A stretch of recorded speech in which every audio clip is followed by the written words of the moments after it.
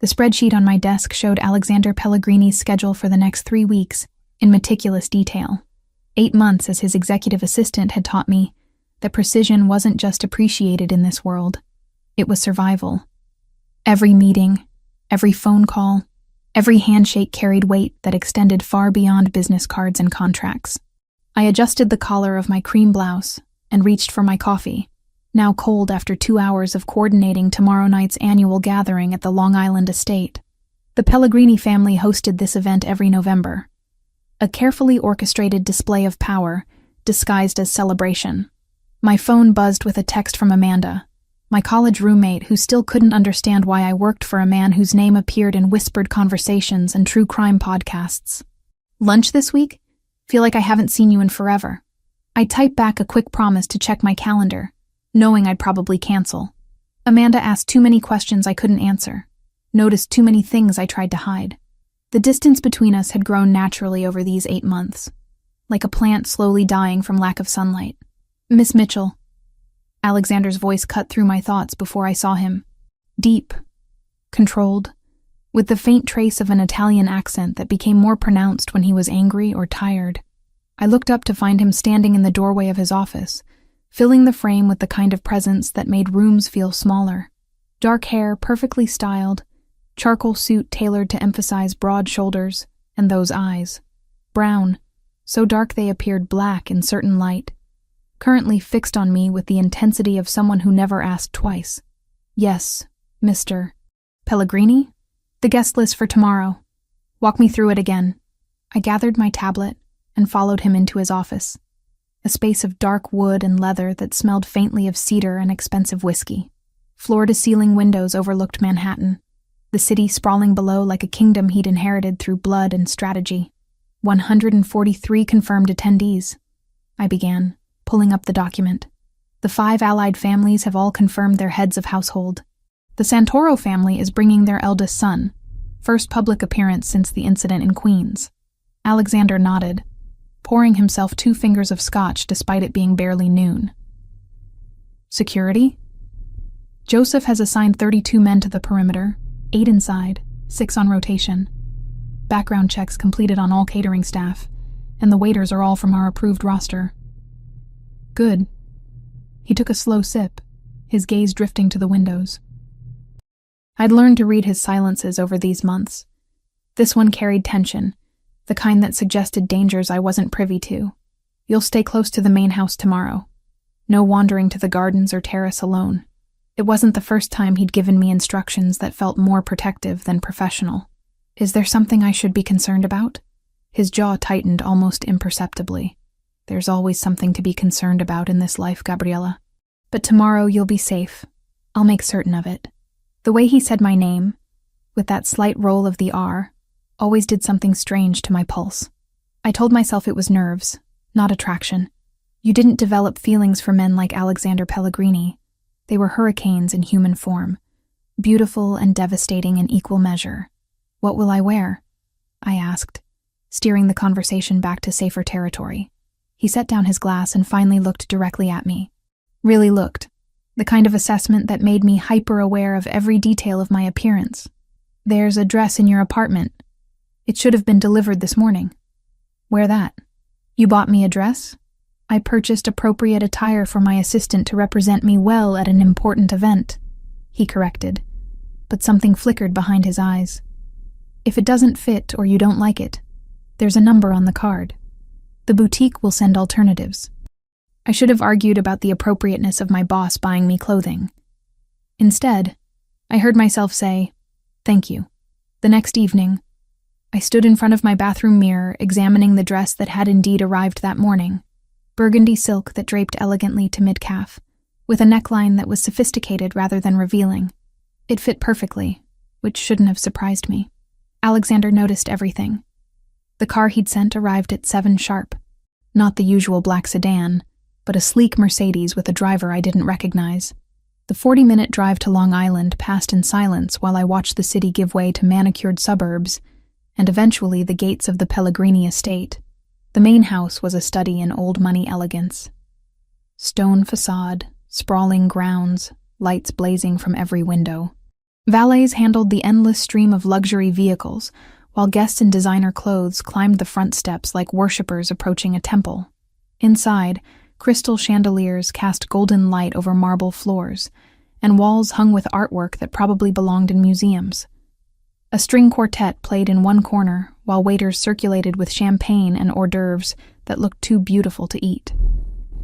I spotted Alexander immediately. He stood near the grand staircase surrounded by older men in dark suits, his posture relaxed, but his eyes alert. He'd removed his jacket, standing in just vest and white shirt with sleeves rolled to his elbows, somehow making formal wear look dangerous. Our eyes met across the crowded room. He paused mid-sentence, his attention locking onto me with such sudden intensity that the man speaking to him actually turned to see what had captured his focus. I felt heat crawl up my neck as Alexander excused himself and began moving through the crowd in my direction. "Miss Mitchell," he said when he reached me, his voice lower than usual. His gaze traveled over the dress, lingering just long enough to make my breath catch. "It suits you. Thank you for the dress. And for including me tonight. You've earned your place here." He gestured to the room. "You know most of these people from calls and meetings. Consider tonight an opportunity to put faces to names." Before I could respond, a tall man with sandy brown hair and striking blue eyes appeared at Alexander's shoulder. Joseph Ferraro, Alexander's closest friend and most trusted capo. I'd spoken with him dozens of times, coordinating security details and message relays. "Alex, the Santoro kid wants an introduction," Joseph said, then turned to me with an easy smile. "Gabriella, you look beautiful tonight. That color is perfect on you." "Thank you, Joseph." Alexander's hand found the small of my back, the touch burning through the thin silk. "Stay where I can see you," he murmured, low enough that only I could hear. Then he was gone, Joseph at his side as they navigated the crowd with practiced efficiency. I accepted champagne from a passing waiter and tried to look comfortable among people whose combined net worth probably exceeded small countries. The evening passed in a blur of polite conversations and careful observations. I noticed the extra security Joseph had mentioned, men in dark suits positioned strategically throughout the house. I noticed the way certain guests clustered together in tight groups, voices lowered. I noticed the undercurrent of tension beneath the elegant facade. "You're Alexander's new assistant." An older woman with silver hair and emeralds dripping from her neck appeared beside me. "I'm Maria Santoro. You've scheduled several of my calls." "Mrs. Santoro, it's lovely to meet you in person. How long have you worked for him?" 8 months. She studied me with the shrewd assessment of someone who'd spent decades reading people. "You're young to be so trusted. Alexander doesn't grant access to his inner circle easily. You must be very good at your job." "I try to be. Or perhaps you offer something beyond scheduling and phone calls." She smiled, but it held warning. "Be careful, dear. Men like Alexander Pellegrini consume everything in their orbit. They can't help it. It's their nature." She drifted away before I could formulate a response, leaving me unsettled. I set down my half-empty glass and moved toward the terrace doors, suddenly needing air. "Gabriella." Joseph appeared at my elbow, his expression apologetic. "Sorry to interrupt your escape attempt, but I've been ordered to keep you entertained while Alexander plays politician. I'm fine, really. You don't need to babysit me. Trust me. It's more pleasant than listening to old men argue about shipping routes." He gestured toward the center of the room where couples had begun dancing to the quartet's waltz. "Dance with me? It'll give the gossips something to talk about besides territory disputes." I hesitated, but refusing seemed rude. Joseph led me to the dance floor with confident grace, one hand finding my waist while the other clasped mine. He was an excellent dancer, leading with just enough pressure to make following effortless. "You're handling this better than most civilians would," he commented as we turned. "This world can be overwhelming." "I'm still not entirely sure what this world is," I admitted. "Alexander keeps certain details deliberately vague. That's for your protection. The less you know about some things, the safer you are." His expression turned thoughtful, though I'll tell you something he'd never admit. "I've known Alex since we were 10 years old, running around these very grounds causing trouble. I've never seen him as protective of anyone as he is of you. Not even—" He trailed off, but I understood. Not even his late wife.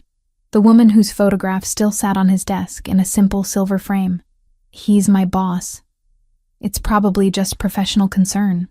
Joseph laughed, the sound drawing curious glances from nearby dancers. Gabriella, I've worked with Alex for 15 years. I know the difference between professional concern and something else entirely. The man watches you like whatever comparison Joseph was about to make died unspoken. His eyes widened slightly, focused on something over my shoulder. Oh, this should be interesting. I felt Alexander's presence before I heard him. The air itself seemed to shift, temperature dropping as he appeared beside us with controlled fury radiating from every line of his body. Joseph. My name wasn't a question. It was a command wrapped in silk. Joseph's hands dropped from my waist immediately. Boss, we were just... I can see what you were doing. Alexander's voice remained perfectly level, which somehow made it more threatening. His dark eyes fixed on me with an intensity that stole my breath. Miss Mitchell, walk with me, now. He didn't wait for agreement, simply turned and headed toward the terrace doors. Joseph gave me an apologetic shrug as I hurried to follow, hyper-aware of the curious stares tracking our progress through the crowd. The terrace was empty, illuminated by strings of lights overhead, and the glow from the house behind us. Alexander strode to the stone balustrade overlooking the grounds, his hands gripping the edge hard enough that his knuckles whitened. Mr. Pellegrini, if I did something wrong, did you enjoy dancing with Joseph? He turned to face me, and the raw emotion in his expression made me take an involuntary step back. This wasn't the controlled businessman I knew. This was something far more dangerous. It was just a dance. He was being polite. Polite. He advanced slowly, each step measured. Joseph was being polite. And you were what? Grateful for the attention? I don't understand why you're angry. Don't you? He stopped inches away, close enough that I could smell his cologne and see the muscle ticking in his jaw. 8 months, Gabriella. 8 months of you in my office, in my space, in my thoughts. 8 months of maintaining appropriate distance while wanting nothing more than to... He cut himself off, jaw clenching. My heart hammered against my ribs. Alexander, do you know how many men in that room watched you tonight? How many looked at you the way they have no right to look at what's mine?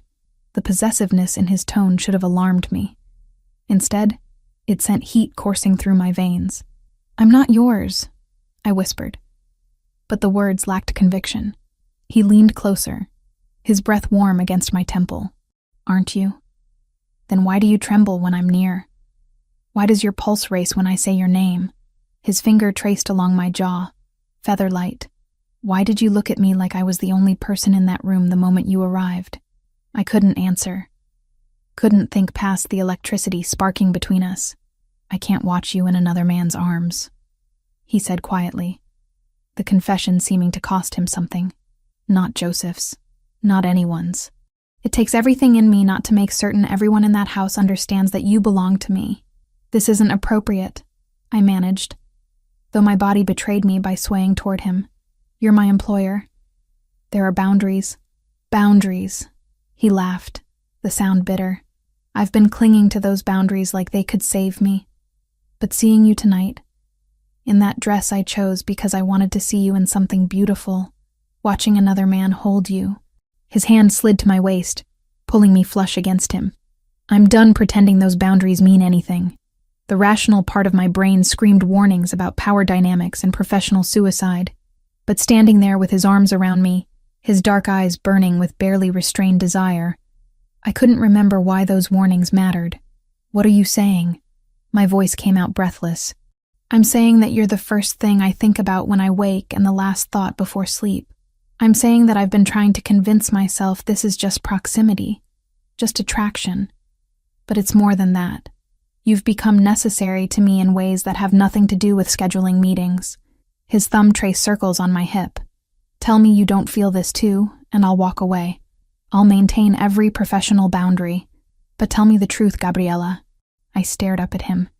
This powerful, dangerous man who'd somehow become the center of my world, without me realizing when it happened. The smart choice was clear. The safe choice was obvious.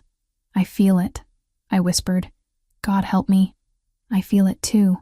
Something fierce and triumphant flashed across his face. Then his mouth was on mine, claiming rather than asking, one hand fisting in my hair while the other held me tight against him. I melted into the kiss, 8 months of tension and denial combusting into desperate need. When we finally broke apart, both breathing hard, Alexander rested his forehead against mine. "This changes everything," he murmured. "I know. There are things about my life, my world, that you don't fully understand yet. Things that could put you at risk just by association." I pulled back enough to meet his eyes. "Then help me understand. No more vagueness and half-truths. If we're doing this, I need honesty." He studied my face for a long moment, then nodded slowly. "Tomorrow. Come to my office tomorrow, and I'll tell you everything you need to know. But tonight," he traced my swollen lower lip with his thumb. "Tonight, let me have this moment before reality intrudes." He kissed me again, slower this time, thorough and possessive. When we finally returned to the party, I knew nothing would ever be the same between us. I'd crossed a line with my dangerous boss, and some part of me recognized there would be no going back to professional distance and carefully maintained boundaries. I just didn't know yet how much that single kiss on a terrace would cost me. I barely slept that night. Every time I closed my eyes, I felt Alexander's hands on my waist, tasted his kiss, heard the raw hunger in his voice when he'd called me his. By the time dawn broke over my apartment, I'd convinced myself a dozen times that last night had been a mistake, then talked myself back into wanting it anyway. Monday morning arrived with cruel inevitability. I dressed in my usual work uniform of tailored pants and a silk blouse, this one pale gray, and tried to prepare myself for whatever version of Alexander I'd encounter. The man who'd kissed me breathless on the terrace, or the controlled businessman who kept the world at arm's length. The office felt different when I arrived at 8 sharp. Same sleek reception area, same view of Manhattan spreading below, but the air itself seemed charged with possibility and danger. I set my bag down at my desk and booted up my computer, forcing myself into the familiar routine of checking emails and confirming appointments. Alexander's office door remained closed. His calendar showed he'd arrived an hour earlier than usual, which meant he was either avoiding me or dealing with something that required privacy. I suspected both. At 9:15, the door opened. He emerged wearing a navy suit that fit him like armor, his expression carefully neutral. Our eyes met for a fraction of a second before he looked away, jaw tightening almost imperceptibly. "Miss Mitchell, good morning. The conference room should be set up for the 10 o'clock with the investors from Tokyo. Please confirm catering has arrived." Miss Mitchell, not Gabriella. The formality stung more than it should have. "Of course, Mr. Pellegrini. Everything's been arranged." He nodded once and retreated back into his office, the door closing with a soft click that felt remarkably like a barrier being erected. I stared at the dark wood, emotions warring between hurt and understanding. He'd promised me honesty today, explanations about his world and the dangers I didn't fully comprehend. Perhaps this distance was his way of maintaining control until we could have that conversation. The morning crawled past with agonizing slowness. The meeting with the Japanese investors went smoothly, a discussion about expanding wine imports that required my skills as a translator more than my presence. I sat in the corner taking notes, hyper-aware of Alexander at the head of the table. He commanded the room effortlessly, switching between English and passable Japanese, negotiating terms with the kind of intelligence that had nothing to do with formal education. But I noticed the small tells, how he shifted slightly whenever I spoke, how his fingers drummed once against the table when one of the investors complimented my translation skills, how his gaze would start to drift toward me before he forcibly redirected it to the spreadsheets and projections. When the investors finally left, pleased with the preliminary agreements, Alexander gathered his materials without looking at me. "Thank you for your assistance, Miss Mitchell. That will be all for now." The dismissal was clear. I returned to my desk feeling unmoored, uncertain whether I should push for the conversation he'd promised or give him space to work through whatever internal battle he was clearly fighting.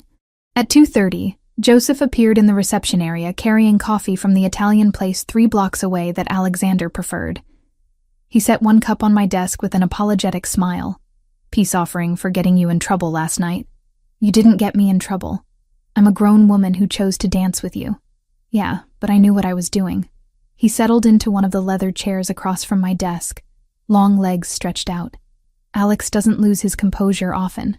Seeing him that jealous was educational. I wrapped my hands around the warm cup. He's barely looked at me all day. I think he's regretting whatever happened last night. He's not regretting it. He's terrified of it. Joseph glanced toward Alexander's closed door, then lowered his voice. Look, I probably shouldn't tell you this, but you deserve context. 6 months ago, things got complicated. There's a group, Albanians led by a guy named Viktor Krasniki, who've been pushing hard for control of the port operations. 3 people are dead already from the fallout. My stomach clenched. What kind of people? Associates of allied families. One was a cousin of the Santoro kid you met last night. These Albanians, they don't follow the old rules. They're brutal and unpredictable. He took a sip of his coffee. About 2 months ago, they started getting more personal, taking photographs of people close to the leadership. Family members, significant others, anyone who could be leverage. Understanding crashed over me like cold water. That's why Alexander mentioned security at the party. That's why he's had men watching you since September, even though you didn't know it. Discreet surveillance to make sure no one from Victor's crew got too interested. Joseph's blue eyes held sympathy. Alex has been trying to keep distance between you for your own protection. Last night when he saw you in that dress, saw me dancing with you, every defense he'd built just crumbled. Why didn't anyone tell me I was being watched? Because you'd have reacted exactly like you are now. Scared, probably angry, definitely questioning whether this job is worth it. He leaned forward. But here's what you need to understand about Alexander Pellegrini. His wife, Sophia, died 4 years ago in what was ruled an accident. Car went off a bridge upstate on a rainy night. But Alex has never believed it was random. He thinks it was retaliation for a deal gone wrong, and he's carried that guilt every day since. My throat tightened. He loved her. He did. And when she died, part of him shut down completely. I've watched him go through the motions of living without actually being alive. Until you showed up 8 months ago with your organizational skills and your stubborn insistence on doing things properly. Joseph smiled slightly. He started coming back to himself. Started caring about something beyond business and revenge. That terrifies him because caring about you makes you vulnerable, and making you vulnerable puts you at risk. I processed this information. Puzzle pieces clicking into place. The overprotectiveness that seemed excessive for an assistant. The way he'd reacted to seeing me with Joseph. The conflict I'd heard in his voice when he'd admitted wanting me. So, what am I supposed to do with this information? That's up to you. But if you're going to be part of his life, you need to understand what that means. This world isn't safe, Gabriella.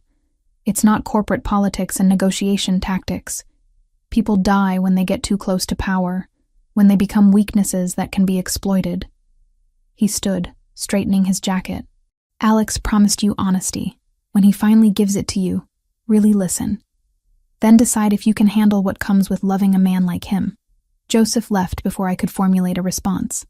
I sat at my desk, staring at my computer screen without seeing it. Mind racing with implications. The security I hadn't noticed. The threats I hadn't known existed. The weight of Alexander's past grief and present fear. The afternoon passed in a haze of routine tasks that required no thought. At 5:30, most of the office staff filtered out, heading home to normal lives that didn't include surveillance and territorial wars. I remained at my desk, unwilling to leave without the conversation Alexander had promised. At 6:15, his door finally opened. He stood in the doorway, tie loosened and sleeves rolled up, exhaustion evident in the lines around his eyes. You're still here. You promised me honesty. I'm waiting for you to deliver. Something that might have been respect flickered across his face. Come in. His office had darkened with the setting sun, only his desk lamp providing illumination. He poured 2 glasses of whiskey without asking if I wanted one, then gestured to the sofa in the corner rather than the formal chairs across from his desk. Joseph talked to you, he said, once we were seated. Not a question. He gave me context, background about threats I didn't know existed, and protection I didn't know I had. I took a sip of the whiskey, letting it burn down my throat. Why didn't you tell me? Because knowing makes you a target in ways ignorance doesn't. If Victor's people thought you were just my assistant, uninvolved in anything significant, you'd be safer than if they knew. He trailed off, fingers tightening around his glass. Knew what? His dark eyes met mine with devastating honesty.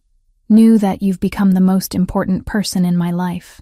That I'd burn down half the city before I let anyone hurt you. That losing you would destroy me in ways losing Sophia never did. Because with her, I loved who I was supposed to love. With you, I love who I chose. Despite every reason not to, the confession stole my breath.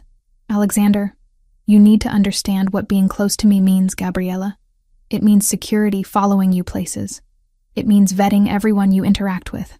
It means looking over your shoulder and questioning motives and living with the knowledge that my enemies will see you as my greatest weakness. He set down his glass and took my hand, his thumb tracing patterns on my palm. It means danger that you didn't ask for and don't deserve. And if I said that doesn't scare me, then I'd say you don't fully understand what you're agreeing to. His voice dropped lower. But I'm selfish enough to hope you'll stay anyway.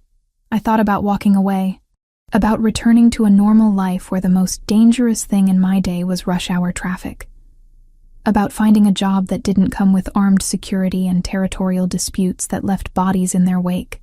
Then I looked at Alexander, really looked at him, saw the vulnerability beneath the controlled exterior, the loneliness he'd been carrying for 4 years, the desperate hope that maybe he could have something good despite the darkness he lived in. I'm not going anywhere, I said quietly, but I need you to stop trying to protect me by pushing me away. If we're doing this, we do it together. No more keeping me in the dark about threats. No more avoiding me because you're afraid of what you feel. Relief washed over his features. That goes against every instinct I have. Then you'll have to learn new instincts. He pulled me closer, until I was tucked against his side, his arm around my shoulders. We sat in comfortable silence while night fell completely outside the windows, the city lights spreading below like fallen stars. I need to take you somewhere, he said eventually. Somewhere we can talk without interruption. Will you have dinner with me? Is this a date or a business meeting? The corner of his mouth lifted in something approaching a smile. Does it matter? I suppose not. The restaurant he chose was tucked away in Little Italy, the kind of place without a sign where the host greeted Alexander by name and led us to a private room in the back. Red wine appeared without being ordered, along with bread still warm from the oven and olive oil that probably cost more per bottle than my monthly grocery budget. We talked about everything and nothing.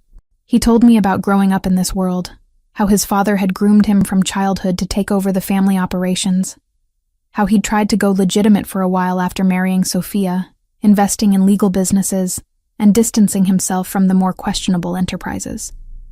How her death had pulled him back into the darkness because at least there, grief made sense. I told him about my parents who died in a small plane crash 3 years ago, leaving me untethered and searching for purpose. About how I'd fallen into this job by accident, answering an ad that seemed too good to be true, never imagining where it would lead. By the time our car pulled up outside my apartment building in Queens, it was nearly midnight. The driver, Marco, got out to open my door, but Alexander waved him off. Wait here. I'll be 5 minutes. He walked me to the entrance, his hand warm on the small of my back. At the door, I turned to face him, suddenly uncertain about protocol. How did you say goodnight to your boss who'd become something more? Thank you for dinner. And for the honesty. Thank you for staying despite knowing better. He cupped my face in his hands, thumbs brushing my cheekbones. I'll see you tomorrow? Every day, I promised. He kissed me then. Softer than the desperate claiming on the terrace, but no less intense. When he finally pulled away, his forehead rested against mine. This is dangerous for both of us, he murmured. But I can't seem to care anymore. Good. Because I stopped caring about the danger the moment you admitted you felt the same way I did.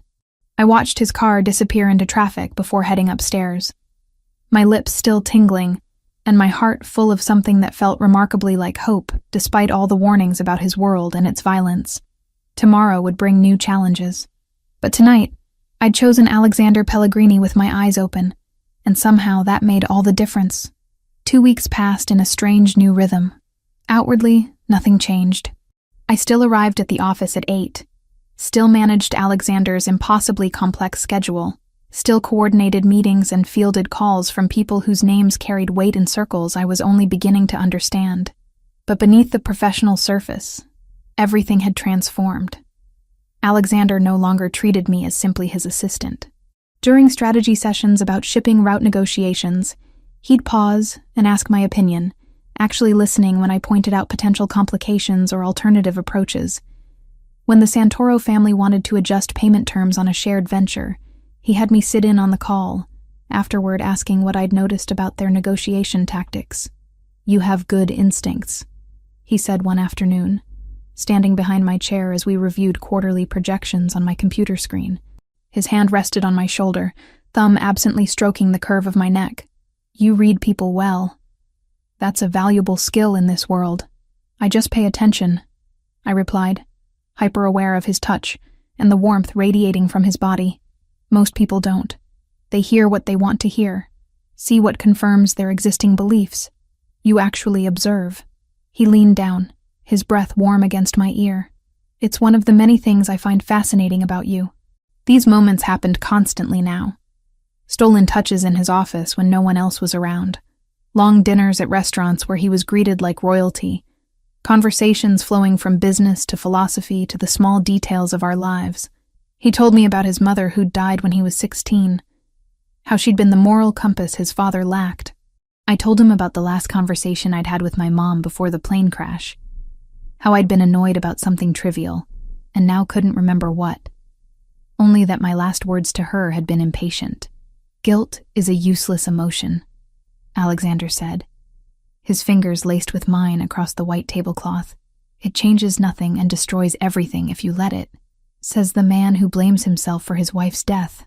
His jaw tightened. That's different. I had actual responsibility there. Choices I made led directly to consequences that killed her. You don't know that for certain. I know enough. He signaled for the check, effectively ending that particular discussion. Some wounds were still too fresh to examine, even after 4 years. On a Wednesday morning, I received an email confirmation that made my stomach drop. A charitable donation of $50,000 to Mercy Hospital in my mother's name, funding research for the rare cancer that had eventually taken her. The donor was listed as anonymous, but there was only one person who could have known the specific department, the specific doctors she'd been treated by. I walked into Alexander's office without knocking, the printed email clutched in my hand. He looked up from his laptop, reading glasses perched on his nose in a way that made him look almost scholarly. "You donated to my mother's hospital." My voice came out thick with emotion. $50,000 for cancer research. He removed the glasses slowly, setting them aside. "Your mother deserved better care than she received. This ensures other families might have better options." "Alexander, that's an incredible amount of money." "It's nothing." He stood, moving around the desk toward me. "Money means nothing to me, Gabriella. It's a tool, a means to an end. If I can use it to honor someone important to you, that's not generosity. That's basic human decency."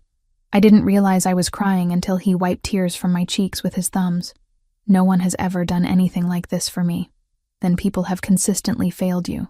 He pulled me against his chest, one hand stroking my hair. "Get used to it." I have no intention of stopping. Thursday afternoon, he appeared at my desk with plane tickets.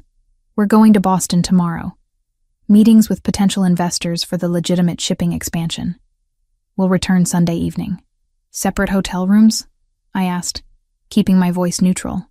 Something dark and heated flashed in his eyes. "Separate floors, actually. I don't trust myself with you down the hall. And you deserve better than me showing up at your door at 2 a.m. because I can't sleep knowing you're so close." The confession sent heat pooling low in my stomach. We'd kissed several times since that first night on the terrace. Stolen moments of passion that left us both breathless and wanting more. But Alexander maintained firm boundaries about physical intimacy, insisting I needed time to fully understand what choosing him meant before we crossed that particular line. Boston greeted us with cold November rain and winds that cut through my coat. The hotel was boutique luxury in the heart of the financial district, all modern lines and expensive minimalism. True to his word, Alexander booked himself on the 20th floor, while I occupied a room on the 15th. Friday's meetings were productive but exhausting. Venture capitalists who wanted detailed projections and risk assessments. Lawyers who nitpicked every clause in preliminary agreements. By the time we finished dinner with the last group at 9, I was ready to collapse. "Get some sleep," Alexander said as the elevator doors closed, leaving us alone. "Tomorrow's schedule is lighter. Just one breakfast meeting, then the afternoon is yours. What will you do with your afternoon?" "Work. Always work." But he smiled slightly. "Though perhaps I could be convinced to play tourist if you wanted company exploring the city. I'd like that." The elevator stopped at my floor. He followed me out, walking me to my room despite there being no rational need for an escort in a luxury hotel. At my door, he caged me against the frame with his arms, not quite touching but close enough that I could feel his body heat. "I want to come inside," he said quietly, his voice rough with desire. "I want to forget about appropriate timing and rational decisions. I want you in ways that have nothing to do with patience or respect." My breath caught.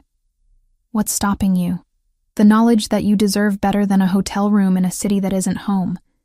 The certainty that once I have you that way, I'll never let you go." His forehead touched mine. "And the awareness that my world is about to get significantly more dangerous. And I need you to see that reality before we complicate things further." "More dangerous how?" "Get some sleep, Gabriella. I'll explain soon." He kissed me once, thorough and claiming, then stepped back. 6 a.m, rooftop. "Bring a jacket." He was gone before I could question the cryptic instruction. I barely slept, anticipation and confusion warring in my mind.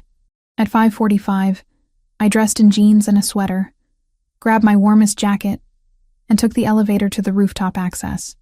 Alexander was already there, leaning against the railing with coffee in hand. The sky was just beginning to lighten, stars fading as dawn approached. He looked different in casual clothes, jeans and a black sweater that emphasized his broad shoulders, hair slightly disheveled from the wind. "Couldn't sleep either?" I asked, accepting the second coffee cup he handed me. "I rarely sleep well. Too many ghosts and hypothetical disasters running through my head." He gestured to the horizon where the sun was just beginning to paint the sky in shades of gold and pink. "But sunrise always feels like proof that the world keeps turning despite everything." We stood in comfortable silence, watching dawn break over Boston. Eventually, he began talking, his voice quiet, but steady. "Sophia died on a night like this. Cold, rainy, terrible visibility. She was driving home from a charity event I'd skipped because of business. Her car went off a bridge into the river. They said she drowned before anyone could reach her." His fingers tightened around his coffee cup. "The official investigation ruled it an accident. Wet roads, difficult conditions. But there were details that never added up. Her brake lines showed signs of tampering that the police dismissed as damage from the impact. A witness reported seeing another vehicle following her that disappeared after the crash. You think someone killed her. I know someone killed her. I just could never prove who gave the order or why." He turned to face me fully. "That's the reality of my world, Gabriella. People die for reasons as simple as sending messages or as complicated as decade-old grudges. And the people closest to power are always the most vulnerable targets." I set down my coffee and took his hand. "Tell me about her. Not how she died, but who she was." Surprise flickered across his face, followed by something that might have been gratitude. "She was kind, not in a superficial way, but genuinely good. She saw the best in people even when they didn't deserve it. She believed I could be better than what I was raised to be. Believed I could build something legitimate that didn't rely on fear and violence." "Did you love her?" "Yes. Not with the consuming intensity that poets write about, but with respect and genuine affection. We built a good life together. And when she died, the guilt nearly destroyed me.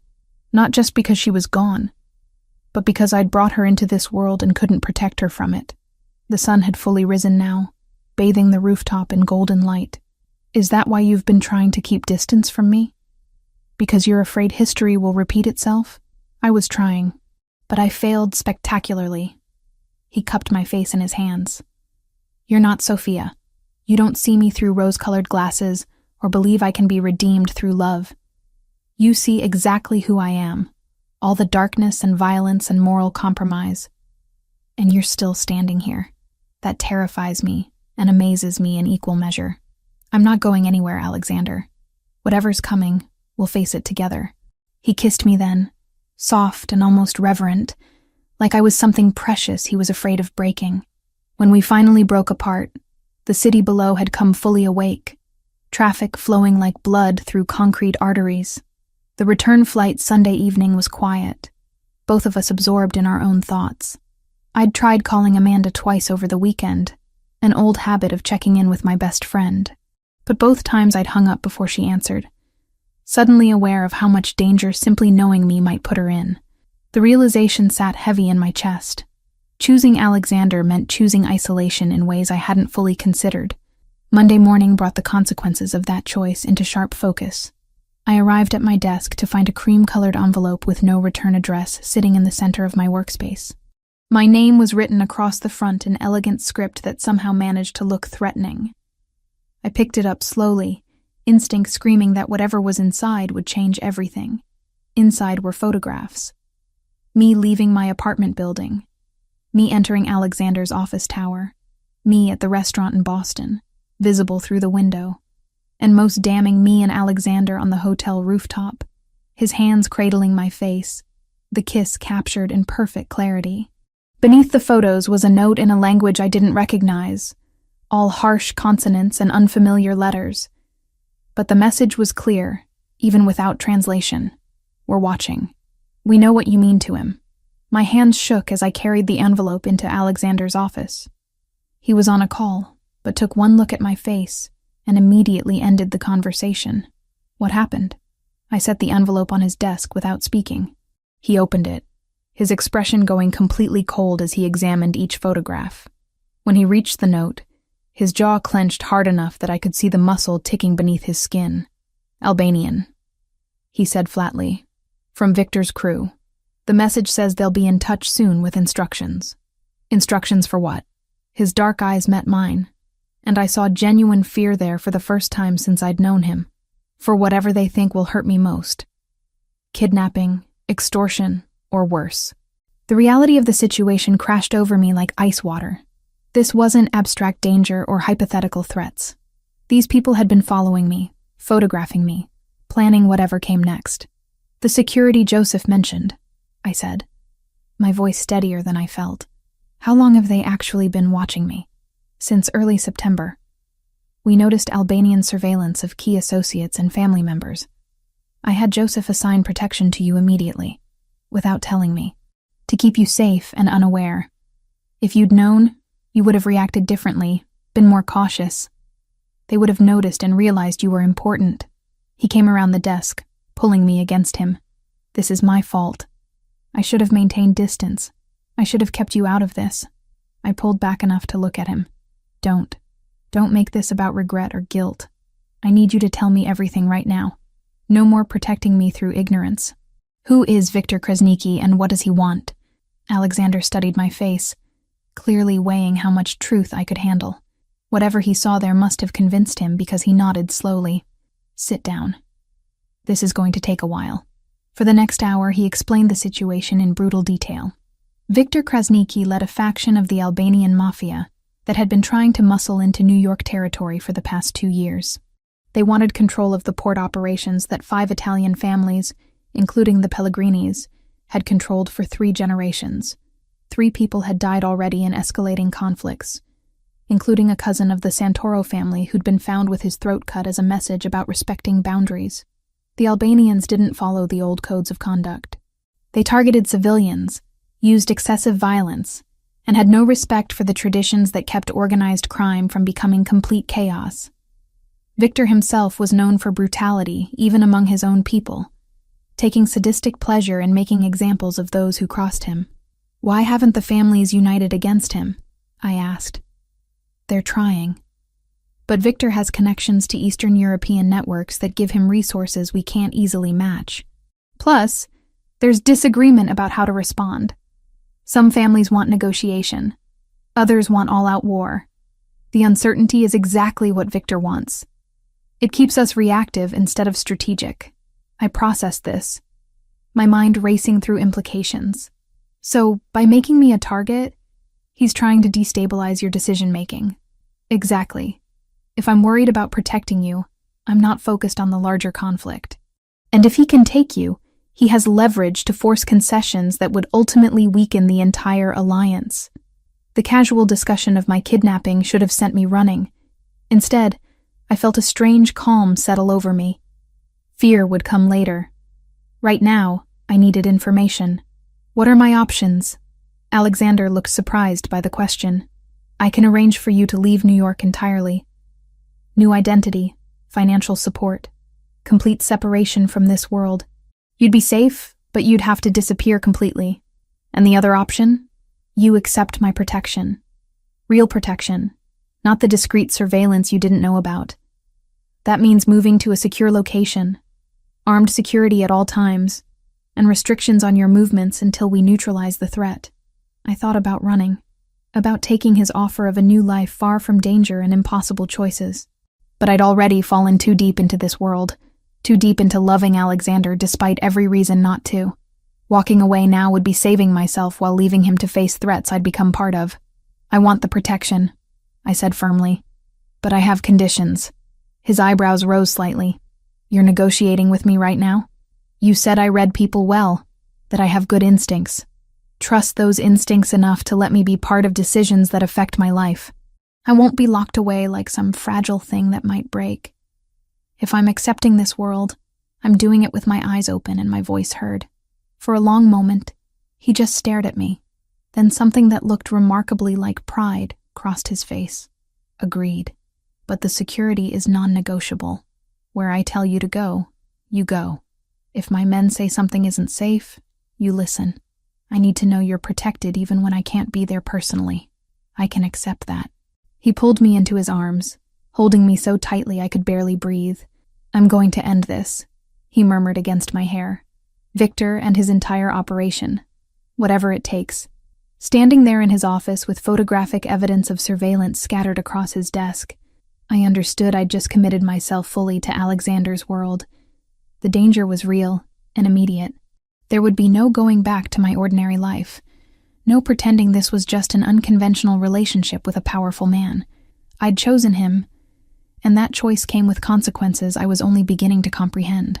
The penthouse in Tribeca occupied the entire top floor of a converted warehouse, all exposed brick and floor-to-ceiling windows overlooking the Hudson River. Alexander's men had swept it twice before allowing me inside, checking for surveillance devices and security vulnerabilities with efficiency that suggested they'd done this many times before.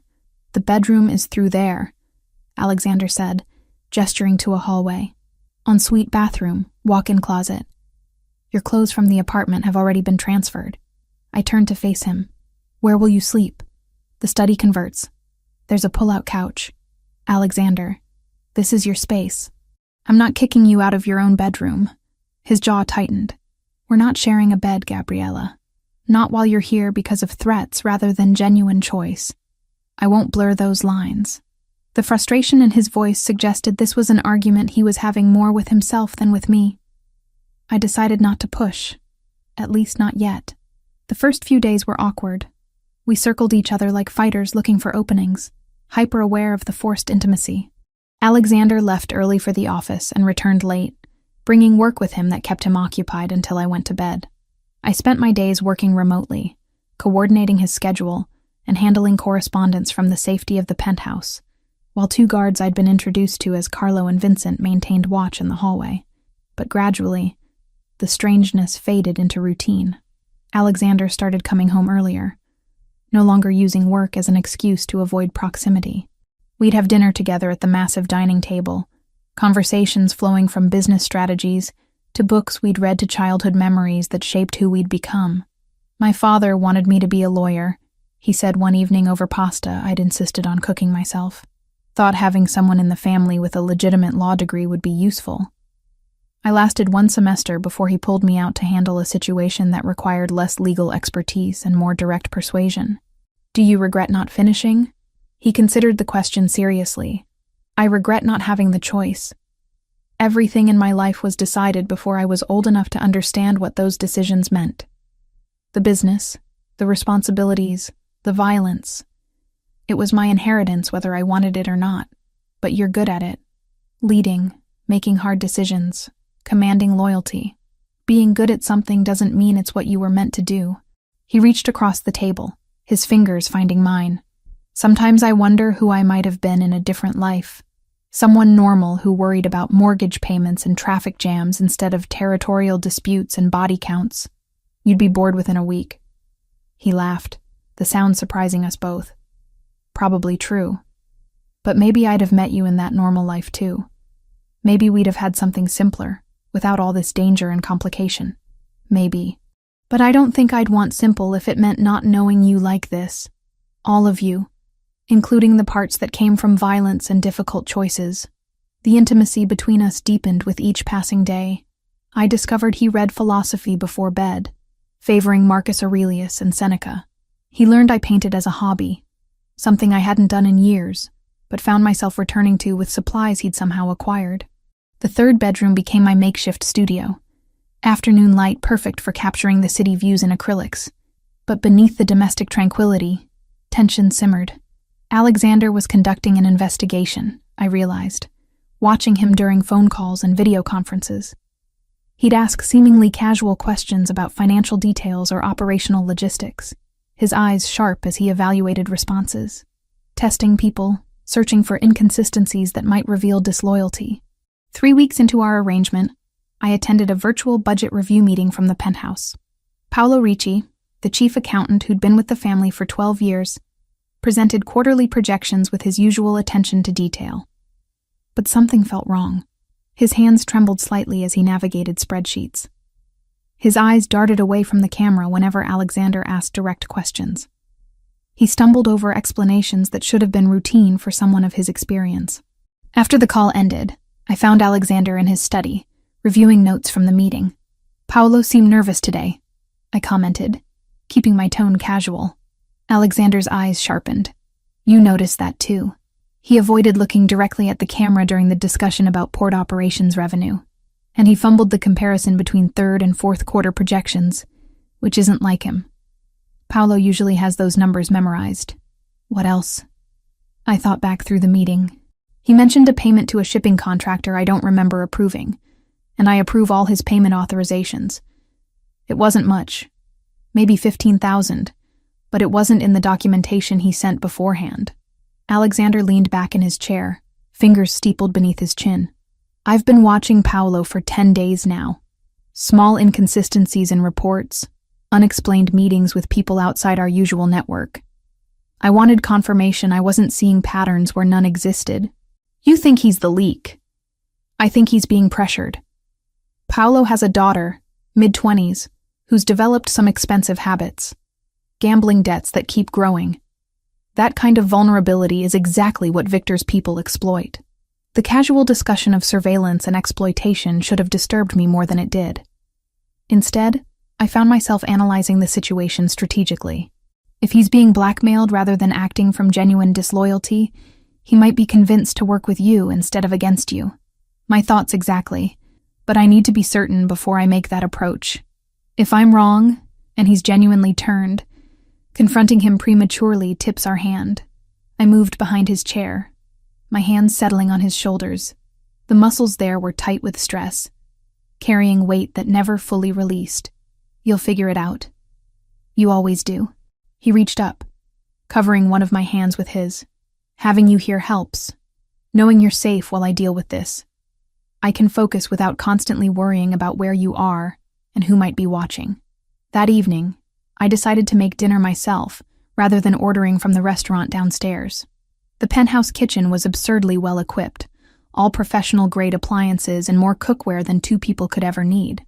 I found pasta and ingredients for a simple sauce, something my mother had taught me years ago. I was humming while the sauce simmered, barefoot on the cool tile floor with my hair pulled into a messy knot, when I felt Alexander's presence. I turned to find him frozen in the doorway, his expression unreadable but intense. "I didn't hear you come in. You were singing." His voice sounded strained. An old Italian folk song. My mother used to sing it while cooking. I realized with sudden clarity what this moment meant to him. "I'm sorry. I didn't know." "Don't apologize." He moved into the kitchen slowly, like approaching something that might disappear if he moved too fast. Sophia sang it too. She learned it trying to connect with my family's heritage. You sing it like you grew up with it. My grandmother taught me. She was from Naples originally. He stopped mere inches away, close enough that I could see the conflict in his dark eyes. Desire warred with something else. Fear or restraint or both. His hand rose to cup my cheek, thumb tracing my lower lip with devastating gentleness. I want to kiss you right now more than I want my next breath. Then kiss me. I can't. Not here. Not like this. His forehead dropped to rest against mine. You're here because of threats and danger I brought into your life. Because my world made you a target. Anything physical between us right now would be tainted by circumstance, by proximity and adrenaline, and the intensity of forced closeness. That's not true. I chose to stay with you before any of this happened. But did you choose freely, or did you choose because you'd already fallen too deep to see another option?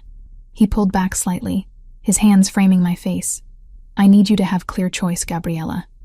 Not choice influenced by fear or gratitude or Stockholm Syndrome disguised as love. When we cross that line, I need to know it's because you want me, not because circumstances pushed you into my arms. The nobility of his restraint frustrated and moved me simultaneously.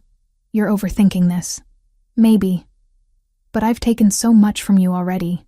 Your safety, your normal life, your ability to exist without armed guards and constant vigilance. I won't take your agency too. D. He kissed my forehead, chaste and gentle. When this is over, when Victor is no longer a threat, and you can leave if you want to, ask me again. If you still want me then, nothing will stop me from making you mine in every way possible. He stepped back, the distance between us feeling like miles rather than feet. Dinner smells incredible. I'll set the table. I watched him move through the kitchen with practiced efficiency, gathering plates and silverware, and understood something fundamental about Alexander Pellegrini. For all his power and control, for all the violence and moral compromise that defined his world, he possessed a core of honor that refused to bend, even when it cost him something he desperately wanted. That night, lying alone in his bedroom while he slept in the study, I made a decision. When this was over, when the threats had been neutralized and life returned to whatever passed for normal, I would choose him again. Deliberately, clearly, without any shadow of circumstance to cloud the decision. And then nothing would keep us apart. The next morning, Joseph arrived for a breakfast meeting that Alexander had been deliberately vague about. I joined them at the dining table, no longer content to be excluded from discussions about my own safety. The situation escalated last night, Joseph said without preamble. The Albanians grabbed Tommy Benedetti, 16 years old, nephew of Carlo Benedetti from the smaller Brooklyn family. They're demanding territorial concessions for his return. My stomach clenched. Will they actually release him if the demands are met? Probably not. This is Victor's pattern. Make demands, collect concessions, kill the hostage anyway as a demonstration of power. Joseph's expression was grim. Carlo's family isn't equipped to handle this. They're small-time, mostly legitimate businesses with some gray area operations. They don't have resources for war with the Albanians. Alexander's jaw was tight with controlled fury, which is exactly why Victor targeted them. Forces us to either help, demonstrating solidarity but diverting resources, or abandon them, which fractures the alliance and makes everyone question the value of staying united. What will you do? I asked. Help, but carefully. Victor wants us reactive and emotional. I need to be strategic. He turned to Joseph. Increase surveillance on all known Albanian locations. I want to know where Victor is at all times, who he's meeting with, every move he makes. And intensify the investigation into Paolo. If he's our leak, he might know where they're holding the boy. Already on it. We've been tracking his communications for the past week. He's clean on his main phone, but he has a second device he thinks we don't know about, intercepting that traffic now. After Joseph left, I helped Alexander clear the breakfast dishes. You're going to try to save that boy, if possible. But realistically, Tommy Benedetti is probably already dead. Victor doesn't keep hostages alive longer than necessary. The clinical assessment of a 16-year-old's likely death should have shocked me. Instead, I recognized it for what it was: the painful realism of someone who'd seen too much violence to indulge in false hope. "I'm sorry you have to live with this," I said quietly. "I'm sorry you have to live with it now, too." He pulled me against him, his arms solid and safe around me. "But I promise you, Gabriella, this ends soon. Victor, the threats, all of it. I'm going to make certain you can live without fear again." Standing there in his arms while plans for violence and strategy swirled around us, I understood that loving Alexander meant accepting all of him. The protector and the predator, the man who showed me tenderness, and the one who ordered violence without hesitation. And despite everything, despite danger and moral complexity, and the blood that stained his hands, I chose him anyway. Paolo Ricci arrived at the penthouse on a gray Wednesday afternoon, escorted by two of Alexander's men, who looked like they'd be happy to break bones if given the signal. The accountant's face was pale, sweat beading at his temples despite the cool temperature. He knew why he'd been summoned. Alexander gestured to the chair across from his desk without warmth. "Sit down, Paolo." I stood near the windows, ostensibly reviewing documents on my tablet, but actually observing every nuance of the interaction. This was the confrontation Alexander had been building toward for 2 weeks. "Mr. Pellegrini, I can explain, then explain." Alexander's voice was dangerously calm. "Explain the second phone we've been monitoring. Explain the payments to shell companies that don't exist. Explain why you've been feeding information to Viktor Krasnicki's organization for the past 3 months. Paolo's face crumbled. "They have my daughter. Not physically, but they own her debts. $200,000 she owes to their gambling operations. They said if I didn't cooperate, they'd make an example of her. Why didn't you come to me? Because I was ashamed. Because I've worked for your family for 12 years and I let my daughter's problems become everyone's problem." His voice broke. "I never gave them anything that would directly hurt you. Just operational details, schedules, minor intelligence. Nothing critical." Alexander leaned back in his chair, his expression unreadable. "You understand the penalty for betrayal?" "Yes." Paolo's hands shook. "I'm ready to accept whatever consequences you deem appropriate. But please, spare my daughter. She's foolish and weak, but she doesn't deserve to die for my mistakes." The silence stretched for long moments.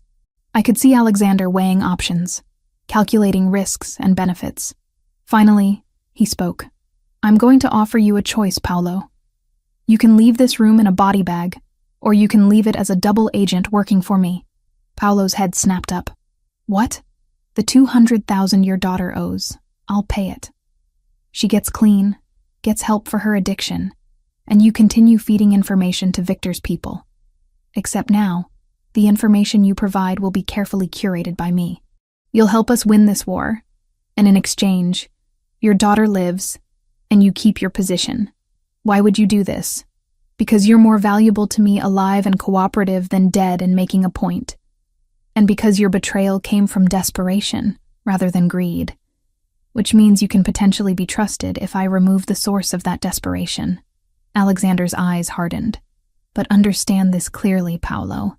If you betray me again, if you warn Victor about this arrangement, if you do anything except exactly what I tell you, your daughter dies first. Slowly. And then you die. Are we clear?" "Crystal clear, Mr. Pellegrini. Thank you. I swear on my life, I won't let you down. You already let me down once. Don't make it twice." Alexander gestured to the guards. "Take him to Joseph.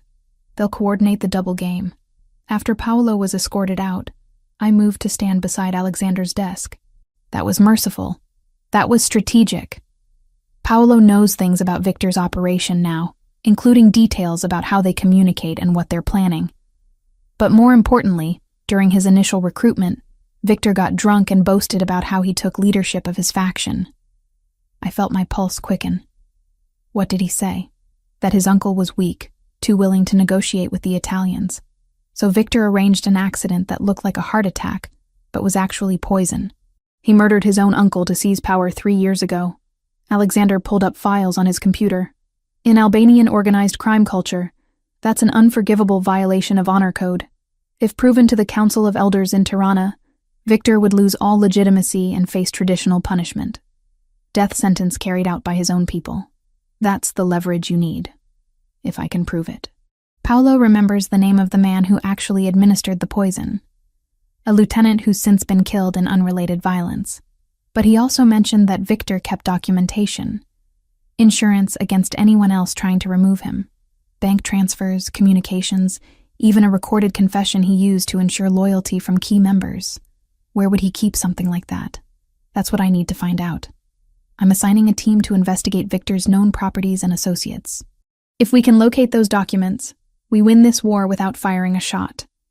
Victor goes into exile, or gets executed by his own people, and his organization collapses without leadership. 2 days later, Alexander informed me we'd be traveling to Atlantic City for an emergency summit. The 5 major families need to present a united front. Carlo Benedetti's nephew was found dead yesterday, dumped in the harbor. Everyone's demanding action, but there's no consensus about what that action should be. I'm coming with you. He opened his mouth to argue, then closed it again. It could be dangerous. Victor's people will know about the meeting, which is exactly why you need to bring me. Leaving me here while you negotiate shows weakness, suggests you're more worried about protecting me than about the larger conflict. Taking me demonstrates confidence that your security can handle any threats. A slow smile spread across his face. When did you become a strategist? I've been paying attention for 9 months. Some of it stuck. I crossed my arms. Besides, you said I have good instincts about people. Use them. Let me observe these family leaders and tell you what I notice. He considered for a moment, then nodded. Pack for overnight. We leave tomorrow at noon. Atlantic City in late November was cold and windswept. The boardwalk nearly empty except for dedicated joggers and people who had nowhere better to be. The hotel Alexander chose was classic old money luxury, all marble and gold fixtures and staff who moved with practiced discretion. True to his principles, he booked us rooms on different floors. But when I emerged from my room that evening dressed for the formal dinner in a deep plum dress that hugged my curves, I found him waiting in the hallway. You look stunning, he said, his eyes traveling over me with heat that made my skin flush. You clean up nicely yourself. He wore a charcoal suit that emphasized his broad shoulders, his dark hair perfectly styled, a watch that probably cost more than a car visible at his wrist. He offered his arm and I took it, feeling the solid strength of him beneath expensive fabric. The private dining room held a long table set for 12. 5 family heads with their seconds, plus Alexander and me. I recognized most of them from photographs and phone calls. Salvatore Santoro with his calculating eyes, Antonio Greco, whose Brooklyn operations ran like clockwork, Marco De Luca, who controlled most of Queens, and Teresa Vitale, the only woman running a family, whose late husband's operations she'd seized and expanded ruthlessly. Alexander, Teresa said, her sharp gaze fixing on me. You brought your assistant to a strategic discussion? I brought my most trusted advisor, he corrected smoothly. Miss Mitchell has insights that have proven valuable. Salvatore Santoro snorted. Your most trusted advisor is young enough to be your daughter, and pretty enough to distract from business. I felt Alexander tense beside me, but before he could respond, I spoke up. Actually, I'm 28, Mr. Santoro. Old enough to have served as executive assistant to Mr. Pellegrini for nearly a year, coordinating logistics for most of your business dealings with him. Perhaps you'd prefer I leave so you can continue making assumptions about women based on appearance rather than competence. Dead silence filled the room. Then Teresa Vitale laughed, the sound sharp and approving. I like her. She stays. The dinner began with expected posturing. Each family leader wanted different approaches to the Victor problem.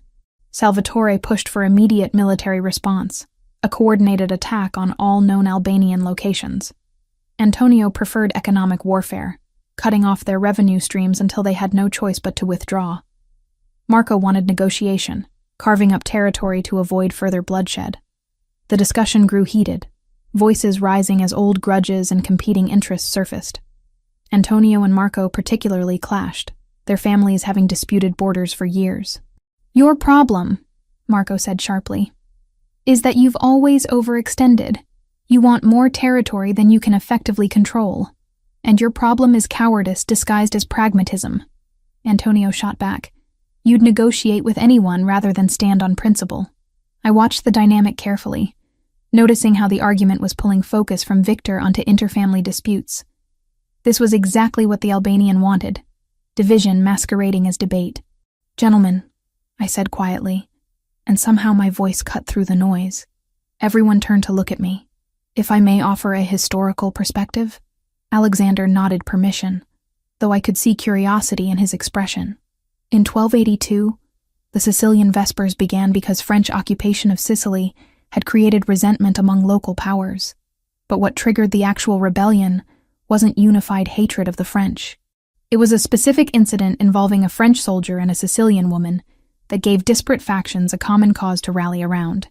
The rebellion succeeded not because everyone agreed on everything, but because they agreed on the immediate priority, removing the foreign threat before addressing internal disputes. I had their attention now. Viktor Krasniki is your foreign threat.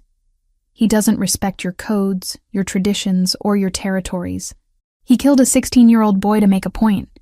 If you can't set aside internal disagreements long enough to remove him, you're essentially handing him victory. He'll pick you off one family at a time while you argue about borders and principles. Marco leaned back in his chair. "The girl makes a valid point. The girl has a name," Teresa said dryly. "And she's right. We put Victor down first. Then we can go back to our usual bickering about who owns which street corner." The mood shifted after that. Discussion turned constructive, focused on actual strategy rather than positioning.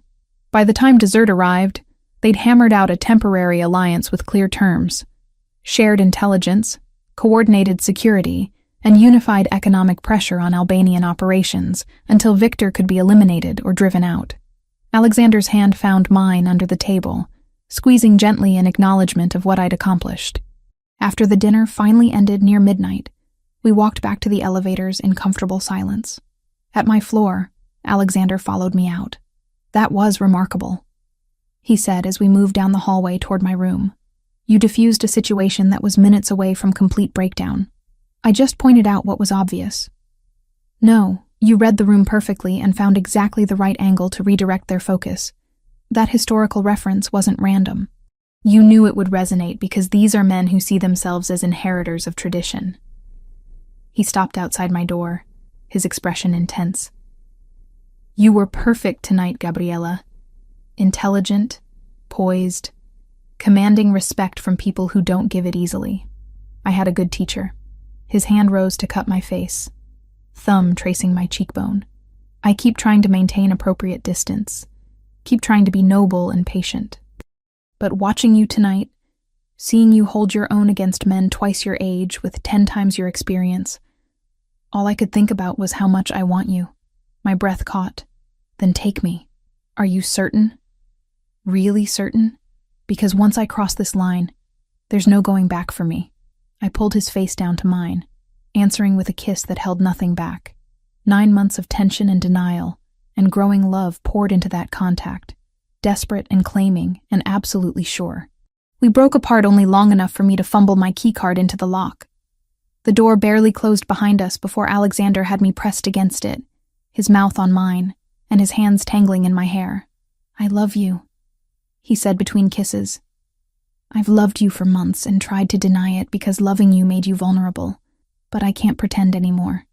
You're everything I didn't know I needed. I love you too." I gasped as his lips moved to my neck. "I think I've loved you since that first month. When you remembered I took my coffee with cream and had it waiting before I even arrived." He pulled back just enough to look at me, his dark eyes blazing with emotion. "You brought light back into my life, Gabriella. Before you, I was just existing, going through motions, building an empire that meant nothing because there was no one to share it with. You made me want to actually live again." I kissed him again, pouring every bit of love and certainty into the contact. Whatever came next, whatever dangers still lurked, we'd face them together. No more distance, no more restraint. Just two people choosing each other despite every logical reason not to. And in that hotel room overlooking the Atlantic, with the sound of waves crashing far below, we finally became what we'd been fighting against for months. Not employer and assistant, not protector and protected, just two people irreversibly, completely in love. Returning to New York felt different after Atlantic City. The penthouse that had seemed like protective isolation now felt like home, a space Alexander and I had carved out from the chaos surrounding us. We'd crossed a line that couldn't be uncrossed, and neither of us wanted to pretend otherwise. The morning after our return, I woke wrapped in Alexander's arms in his bedroom, dawn light filtering through the floor-to-ceiling windows. He was already awake, watching me with an expression that combined tenderness and possessiveness in equal measure. "Good morning," I murmured, my voice still rough with sleep. "It's a very good morning." He brushed hair from my face, his touch gentle, "Though I should let you sleep. You need rest after the past few days." "I'm fine." Better than fine, actually. But as I sat up, dizziness washed over me in a sudden wave. I gripped the edge of the mattress, waiting for the sensation to pass. Alexander was instantly alert. "What's wrong?" "Nothing. Just got up too fast." I steadied myself, taking a slow breath. "I'm okay." His eyes narrowed with concern, but he didn't push. We dressed and had breakfast while reviewing the intelligence Joseph had compiled overnight. Paolo's double agent work was already bearing fruit. He'd fed the Albanians false information about a shipment route, and Victor's people had wasted resources surveilling an empty warehouse in Jersey City. "How long can we maintain this before they realize Paolo's been turned?" I asked, reviewing the reports on my tablet. "Maybe 2 weeks if we're careful. Victor's paranoid but not stupid. Eventually he'll notice the intelligence isn't yielding results." Alexander's jaw tightened. "Which means we have a narrow window to locate those documents proving he killed his uncle. My team has been investigating his properties, but so far nothing." Over the next week, I threw myself into work with renewed focus. The alliance formed in Atlantic City was holding, intelligence sharing between families creating a more complete picture of Victor's operations. But I couldn't shake the fatigue that seemed to settle over me like a heavy blanket. I'd wake exhausted despite sleeping 8 hours. Climbing the stairs to the penthouse gym left me breathless in ways that didn't make sense for someone my age and fitness level. I dismissed it as stress. The situation with Victor, the intensity of my relationship with Alexander, the constant low-level anxiety of living under threat. My body was simply responding to circumstances. But on a Tuesday afternoon, I stood too quickly from my desk, and the world tilted sideways. I managed to grab the edge before falling, but the brief loss of consciousness scared me badly enough that I couldn't hide it. Alexander found me minutes later, still gripping the desk, face pale and hands shaking. "That's it." His voice left no room for argument. "We're going to the hospital right now. It's probably nothing, just stress and not eating enough. Then we'll confirm that with actual medical professionals instead of your unqualified self-diagnosis." He was already texting Joseph, arranging for the car and security detail. "Dr. Castellano is a family friend. He'll see you immediately and keep this completely confidential." An hour later, I sat in an examination room at a private medical facility that didn't look like any hospital I'd ever visited. More like a luxury hotel with medical equipment. Dr. Castellano was in his 60s, professionally warm but clearly accustomed to treating patients who valued discretion above all else. Alexander stayed through the initial examination, his hand gripping mine while the doctor took vitals and asked questions about symptoms. But when Dr. Castellano suggested some additional tests, Alexander's phone buzzed insistently. He glanced at the screen and cursed under his breath. "I need to take this. It's about the Victor situation." "Go," I told him. "I'll be fine here. It's just tests." He hesitated, conflict clear on his face. "Joseph and Vincent are right outside. If anything feels wrong, anything at all, you tell them immediately. I promise. Go handle your business. I'll wait for you." The kiss he pressed to my forehead was lingering and worried, but he left to take the call. Dr. Castellano conducted a thorough series of tests while I answered questions about my medical history, diet, and stress levels. Blood work, blood pressure monitoring, a brief neurological examination. "Everything looks normal," he said finally. "Blood pressure is slightly elevated, but nothing alarming. I'd say this is most likely stress-related, possibly combined with not eating regularly and disrupted sleep patterns. But I want these blood tests analyzed fully. Results should be ready tomorrow. So I'm not dying." He smiled. "Not today. But you should take better care of yourself, Miss Mitchell." Whatever stress you're under, it's taking a physical toll. I thanked him and collected my things, feeling foolish for worrying Alexander over what amounted to exhaustion. Joseph and Vincent were waiting in the hallway, their presence a reminder that even a simple doctor's visit required armed security in my new reality. Mr. Pellegrini had to handle an urgent situation, Joseph said as we walked to the exit. He'll meet you back at the penthouse. Carlo and Marco are already bringing the car around. The black SUV waited at the curb, windows tinted dark against the late afternoon sun. Vincent opened the rear door, and I slid into the leather seats, grateful to be heading home. Joseph climbed into the passenger seat while Vincent took the wheel, pulling smoothly into Manhattan traffic. We'd traveled maybe 10 blocks when Vincent's voice cut through the quiet. We've got a tail. Black sedan, 3 cars back. Been with us since we left the medical center. My stomach clenched. Joseph was already on his phone, speaking rapidly in Italian. How many? At least 2 visible in the sedan. Probably more in backup vehicles. Vincent's eyes never left the rearview mirror, taking evasive route to confirm. The next few turns proved the tail wasn't coincidental. The black sedan stayed with us through residential streets and sudden direction changes. Joseph ended his call and turned to look at me, his expression serious but calm. Additional security is en route. We're going to lose them before they can set up proper blocking positions. Stay low in your seat and keep your head down. What do they want? You. This is an abduction attempt. He pulled his weapon, checking the chamber with practiced efficiency. But they're not getting you. Vincent accelerated, weaving through traffic with precision that suggested extensive tactical driving training. The sedan behind us matched the maneuvers, closing distance. Then a second vehicle appeared from a side street, trying to cut us off. Brace yourself, Vincent said a second, before he cranked the wheel hard right, jumping the curb to avoid the blocking car. We bounced violently over the sidewalk, narrowly missing a fire hydrant before careening back onto the street. Gunfire erupted behind us.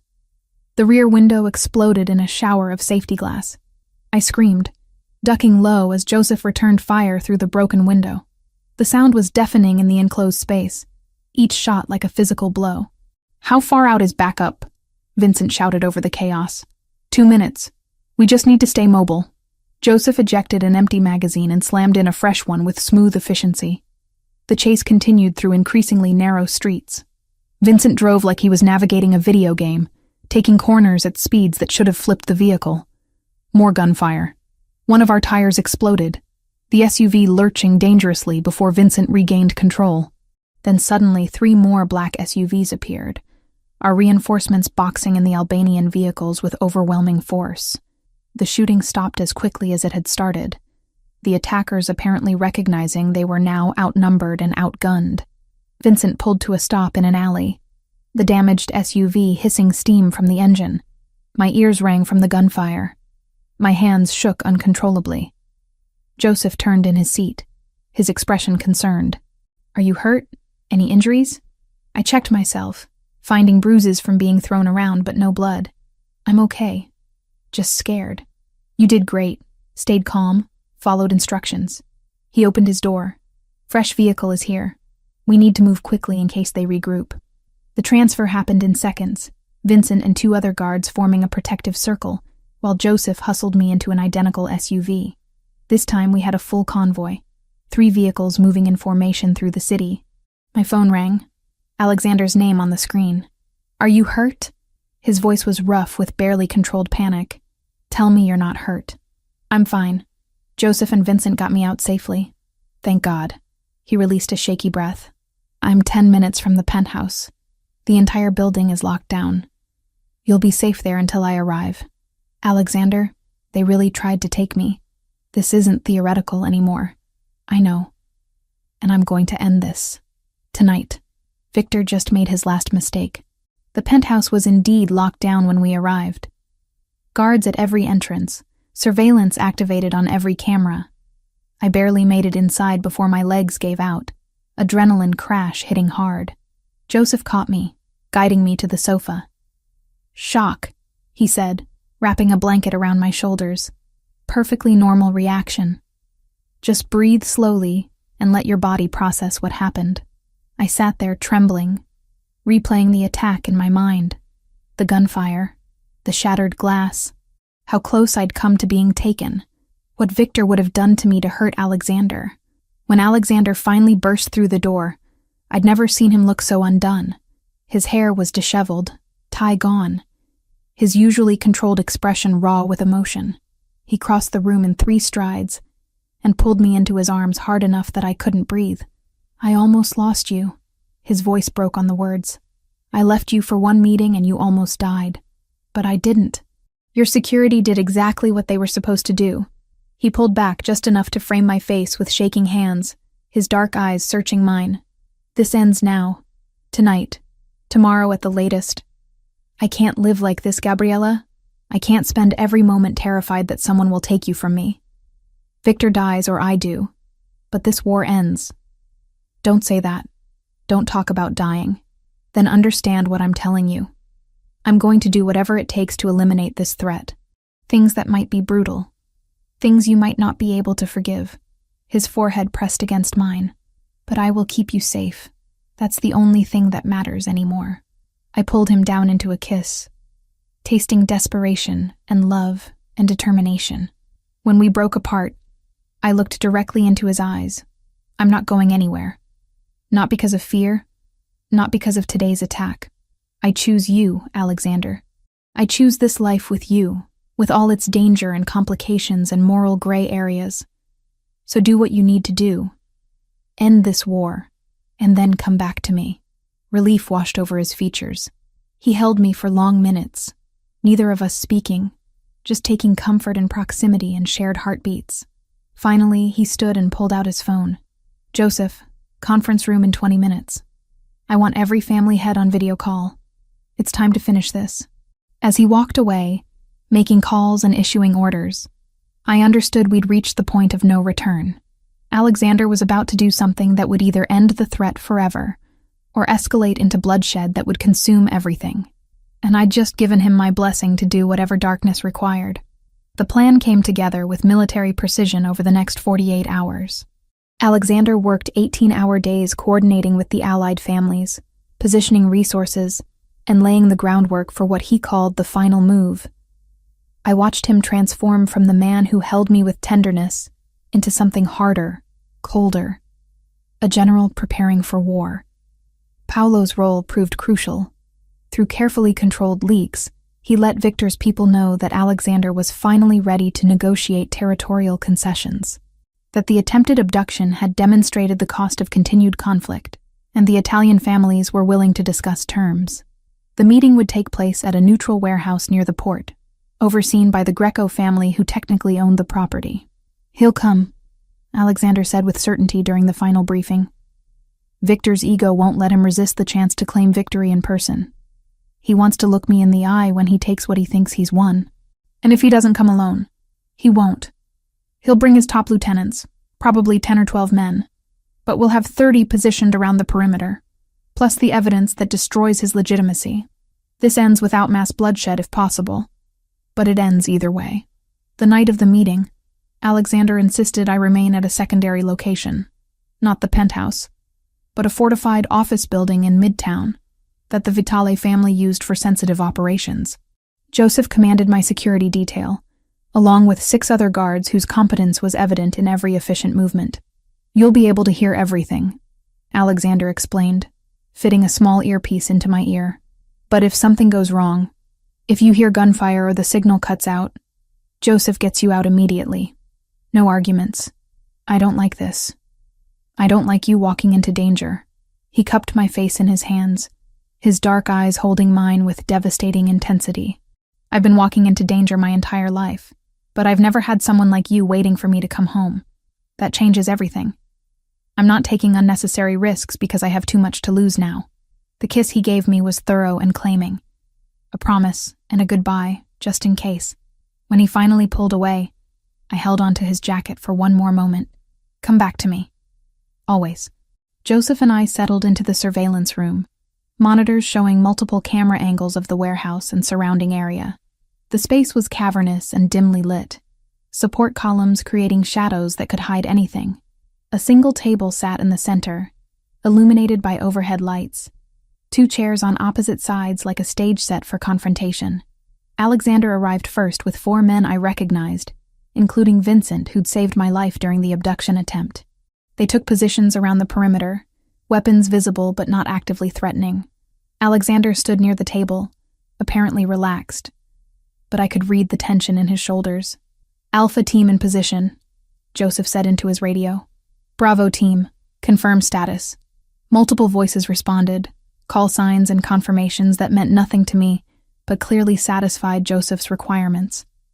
We had overwhelming force hidden in the shadows, insurance against Victor trying something stupid. 20 minutes passed. Then headlights appeared in the distance, vehicles approaching slowly. 3 black SUVs pulled up to the warehouse entrance. Victor Krasnicki emerged from the center vehicle. I'd seen photographs, but they didn't capture the reality of him. He was shorter than Alexander, stockier, with the kind of thick muscle that came from manual labor rather than gym routines. His face was broad and hard, a scar cutting through his left eyebrow.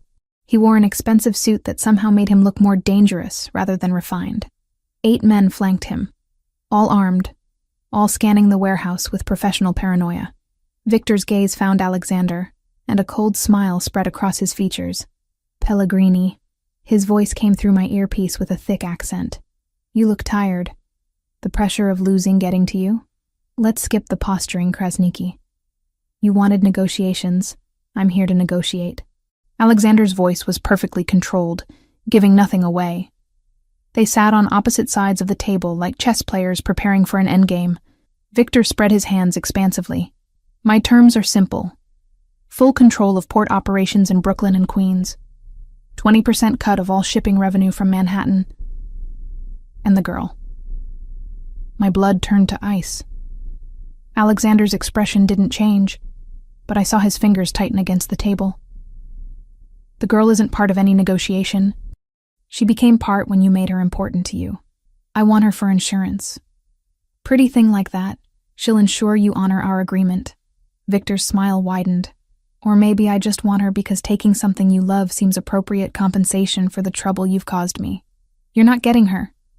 Propose different terms." Victor leaned back, clearly enjoying himself. "No, those are the terms. Accept them, or watch your organization bleed slowly while I pick off everyone you care about." Alexander was silent for a long moment. Then he reached into his jacket.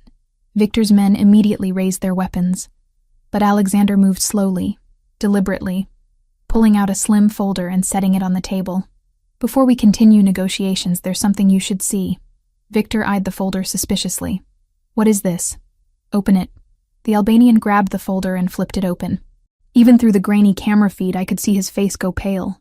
He shuffled through the documents, his expression shifting from confusion to rage to something that looked like fear. "Where did you get these?" His voice had lost its confident edge. "Does it matter? What matters is that I have bank transfer records, communications, and testimony from someone who was present when you poisoned your Uncle Anton 3 years ago. The same uncle who led your faction before you murdered him to take power." Victor stood abruptly, his chair scraping across concrete. "This is fabrication. Lies. The Council of Elders in Tirana won't think so. I've already sent copies to 3 respected members of the Albanian governing body. They're very interested in examining evidence that you violated the oldest laws of your people." Alexander remained seated, projecting calm authority. "Killing family for power is the ultimate betrayal in your culture. You know what the traditional punishment is. You're bluffing. I'm offering you a choice. Permanent exile, South America preferably, with enough money to live comfortably. You disappear, your organization collapses, and the territory remains with the families who've controlled it for generations.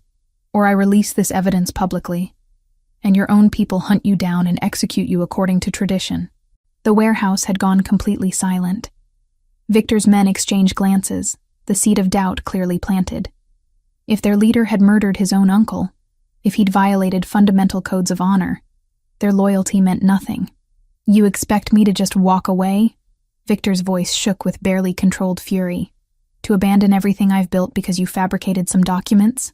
I expect you to be intelligent enough to recognize when you've lost.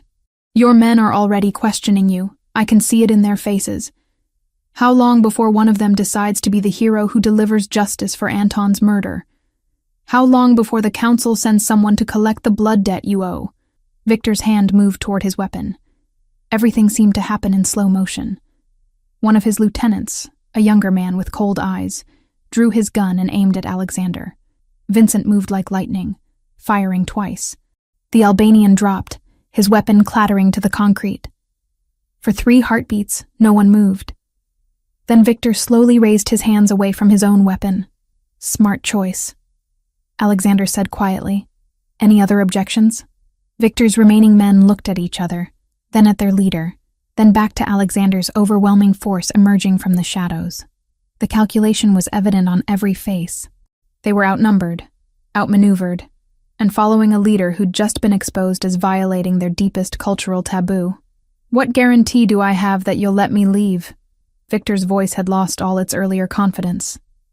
My word, which, unlike yours, actually means something. You're on a plane to Sao Paulo tomorrow morning. You never return to the United States. You never contact anyone from your former organization. You live out your life in comfortable exile, or you die violently at the hands of your own people. Those are your only options. The silence stretched. Finally, Victor nodded once, defeat written in every line of his body. I accept exile. Joseph, Alexander said into his microphone. Arrange transport and supervision.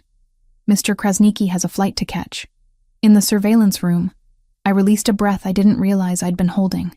It was over. No massive bloodshed, no extended war. Just strategic intelligence and ruthless application of pressure. Alexander had won by understanding his enemy's vulnerabilities better than the enemy understood himself. Well played, Joseph murmured, genuine admiration in his voice. That was surgical. But my relief was short-lived. The main camera feed suddenly flickered and died. Then the audio cut out, leaving only static. My heart lurched. What's happening? I demanded. Joseph was already moving, coordinating with teams through multiple channels. Interference. Someone's jamming communications. Could be intentional or technical malfunction. Get it back. I need to know he's okay. Working on it. The seconds dragged like hours. My imagination filled the silence with terrible possibilities. A hidden sniper. Victor having backup we didn't know about. Some trap Alexander had walked into despite all his planning. I gripped the edge of the console, knuckles white, barely breathing. 3 minutes passed. 4. 5. Joseph's attempts to restore communication yielded only static and fragmented words. I was seconds away from demanding we go to the warehouse, when suddenly the feed restored. Alexander stood exactly where he'd been, apparently unhurt, speaking with Vincent, while Victor was being escorted to a vehicle by armed guards. Relief so intense it made me dizzy, washed through my entire body. He's fine, Joseph said, his own relief evident. Just technical issue. Everyone's secure. 20 minutes later, Alexander walked through the door of our surveillance room. I didn't wait for explanations or debrief. I launched myself at him, arms wrapping around his neck, legs around his waist. He caught me easily, one arm banding across my back while the other cradled my head. I couldn't hear you, I said against his neck. The feed cut out and I thought, I'm here. I'm safe. It's over. He held me so tightly I could barely breathe. But I didn't care. His face buried in my hair, his heart pounding against my chest. Victor's on his way to supervised house arrest until his flight tomorrow. His organization is collapsing without leadership. The council in Tirana has been notified and will ensure he never returns. No more threats? No more threats. He set me down but didn't release me, hands framing my face. You're safe now. We're both safe. We can finally have the life we want without looking over our shoulders. Joseph cleared his throat. I'll give you two some privacy. Excellent work tonight, boss. After he left, Alexander pulled me to the couch, settling me in his lap like he couldn't bear to not be touching me. We sat in silence for long minutes, the adrenaline slowly fading, reality settling in. I heard what he said. I told him quietly, about wanting me as part of the negotiation. That was never going to happen. I would have burned this entire city down before letting him touch you. I know, But hearing him talk about me like property to be traded, it made everything real in a way it hasn't been before. This is your world. People are tools, leverage, vulnerabilities to exploit. You're not a tool. You're my entire world. His arms tightened around me. Everything I did tonight, every risk I calculated, every move I made, it was all to ensure you could live without fear. I don't care about territory or power or respect. I care about coming home to you every night knowing you're safe. I twisted to look at him directly. So what happens now? Now we go home. Tomorrow we start building the life we want instead of the life we've been forced to live. And I never let you out of my sight again. He kissed me then. Thorough and possessive, and full of relief that we'd both survive to see tomorrow. And sitting there in his arms, surrounded by the remnants of violence and strategy that had defined our relationship, I understood that loving Alexander Pellegrini meant accepting all of him, the darkness and the light, the violence and the tenderness, the man who commanded empires and the one who held me like I was his salvation. It wasn't a fairy tale romance. It was real and complicated and built on foundations that would horrify most people, but it was ours, and that made it perfect. 3 months passed in a blur of reconstruction and revelation. Victor Krasniki boarded his flight to Sao Paulo under armed escort, and within days his former organization fragmented into competing factions that the established families absorbed or eliminated with surgical efficiency. The Albanian Council in Tirana formally recognized the territorial agreements Alexander had negotiated, providing written assurance that no retaliation would come from Victor's remaining associates. The war was truly over. My role evolved almost immediately. Alexander called a meeting of the allied families 2 weeks after Victor's exile, and when I entered the conference room, he gestured to the seat beside him, rather than the assistant's chair along the wall. Miss Mitchell has proven herself invaluable during this conflict, he announced to the assembled leaders. Her strategic insights, diplomatic skills, and ability to read situations have contributed directly to our success. I'm elevating her position from executive assistant to strategic consultant, with full participation in planning discussions. Salvatore Santoro, who'd questioned my presence at the Atlantic City dinner, nodded slowly. The girl who quoted Sicilian history at us deserves recognition. I have no objections. Teresa Vitale smiled that sharp smile of hers. About time you made it official, Alexander. She's been doing the work anyway. Just like that, I went from secretary to advisor. The change wasn't just cosmetic. Alexander genuinely sought my perspective on negotiations, asked me to sit in on sensitive calls, valued my observations about people and their motivations. I'd found my place in this world not through romance alone, but through competence earned under fire. The penthouse in Tribeca became our primary residence, though Alexander owned property throughout the city. But one Saturday in late February, he drove me to the Upper West Side and stopped in front of a beautifully renovated brownstone, tucked on a tree-lined street. "What do you think?" he asked, watching my face. "It's gorgeous. Whose is it?" "Ours, if you want it. I bought it 5 years ago, intending to renovate and sell, but never got around to listing it. 4 bedrooms, original details preserved, garden in back. A real home rather than a fortress." I understood what he was offering. Not just a house, but normalcy. A space that felt like actual life instead of protective isolation. "I want it," I said simply. We moved in 2 weeks later. Joseph helped coordinate, joking that he'd become a professional mover, given how many times he'd relocated my belongings. The brownstone had character that the sleek penthouse lacked: exposed brick and original hardwood floors, tall windows that let in natural light, a kitchen built for actual cooking rather than just reheating takeout. Alexander converted the 3rd bedroom into a studio for me, installing professional lighting and storage for art supplies I hadn't touched in years. Coming home to find it complete, canvases stacked and waiting, easels positioned to catch the afternoon sun, I'd cried from the sheer thoughtfulness of it. "You mentioned painting once, months ago," he said, pulling me against his chest. I remembered. We established routines that felt remarkably domestic. Morning coffee together while reviewing the day's schedules. Him leaving for the office while I worked from the home office or attended meetings around the city. Dinners where we'd discuss everything from shipping contracts to whether we preferred Italian or Thai food. Evenings reading in comfortable silence, his hand absently stroking my ankle while I stretched across the couch with a novel.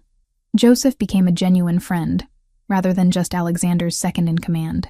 He'd stop by for Sunday dinners, bringing wine and stories about his latest dating disasters. Watching him and Alexander together, I understood their relationship went deeper than business. They were brothers in everything but blood, bonded by decades of shared history and absolute trust. "You're good for him," Joseph told me one evening while Alexander was taking a phone call. "I've known Alex since we were kids, and I've never seen him this happy. Even before Sophia died, there was always this weight he carried. With you, he actually laughs. He plans for futures beyond next quarter's revenue." One afternoon in March, I finally worked up the courage to call Amanda. We hadn't spoken since before the threats began, and I owed her explanation, even if I couldn't provide complete honesty. "Gabriella?" Her voice was wary when she answered. "I was starting to think you disappeared off the planet. I'm sorry. Things got complicated with work, and I needed to focus." "Complicated how?" "You just vanished. No calls, no texts, nothing for months." She paused. "Does this have to do with your boss? The one you always got weird about when I asked questions?" I took a breath. "Yes. Alexander and I are together now. Actually together, not just professionally, and his world is complex in ways I can't fully explain. But I'm safe, and I'm happy, Amanda. I need you to believe that." Silence stretched across the line. Then, "Are you in trouble? Do you need help getting out of something?" "No. I know how this sounds. But I'm choosing this life. Choosing him. It's not conventional, and it's not what either of us planned when we were in college dreaming about normal futures. But it's real, and I love him." More silence. Finally, Amanda sighed. "You sound different. More sure of yourself somehow. If you're truly happy and not being coerced or manipulated, then I'm happy for you. But I need to see you. Actual face-to-face confirmation that you're okay."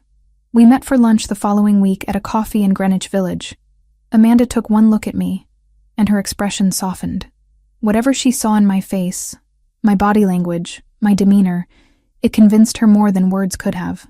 "Okay," she said, reaching across the table to squeeze my hand. "I don't understand your life, and I'm not sure I want to, but you look genuinely happy. That's what matters." Beyond personal relationships, I found purpose in unexpected places. The educational programs Alexander's organization funded through various front companies were underfunded and poorly managed.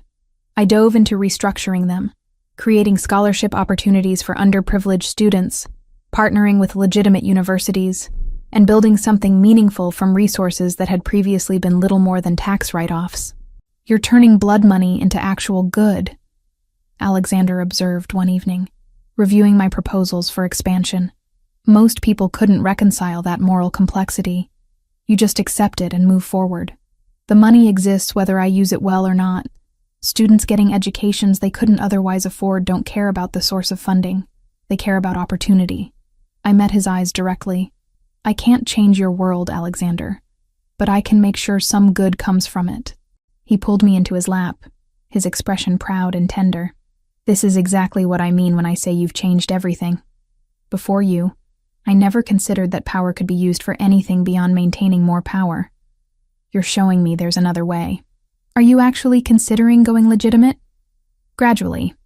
Not abandoning everything overnight, but shifting focus. The shipping operations can be completely legal with minor restructuring, some of the real estate holdings, even the restaurants and import businesses. It'll take years, maybe decades, but eventually the Pellegrini name could mean something other than organized crime." The hope in his voice made my chest tight. "You'd do that for me?" "I'd do it for us. For the future we're building. For children we might have someday who deserve better than inheriting violence and moral compromise." He kissed me softly. "You've given me reason to want that future, Gabriella. That's a gift I can never repay." On a warm evening in early May, Alexander came home with an unusual expression. Nervous, which I'd never seen from him. He insisted on cooking dinner himself, which mostly involved him ordering prepared meals from our favorite Italian restaurant and pretending he'd made them. I played along, amused and curious. After dinner, he led me to the living room where he'd lit candles and arranged flowers. Simple white roses that filled the space with delicate fragrance.